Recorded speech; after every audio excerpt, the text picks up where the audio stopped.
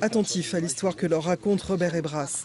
L'histoire d'Oradour-sur-Glane, paisible petit village de la Haute-Vienne, qui bascula dans l'horreur de la Seconde Guerre mondiale le 10 juin 1944. Les hommes exécutés, c'est la guerre, c'est autre chose. Et là, on exécute des femmes et des enfants qui sont enfermés dans un lieu simple et qui se sentent plutôt en sécurité et on les exécute sans rien dire. La tragédie d'Oradour, il y a quelques jours encore, ces collégiens l'ignoraient. En traversant les ruines du village martyr, la découverte du massacre a été un choc.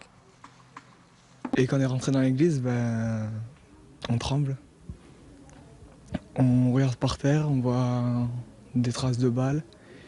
Et quand le monsieur, le survivant, il nous a dit qu'il y avait une femme qui s'était échappée, ça fait une boule au ventre. Un homme, ancien déporté, a lui aussi écouté attentivement le survivant d'Oradour. Jacques Sorel, rescapé du camp de Bergen-Belsen, accompagnait cet après-midi les collégiens toulousains. Oradour, on ne le connaît pas suffisamment. Voilà, on parle des camps de concentration, on fait des voyages en Pologne, sur les camps.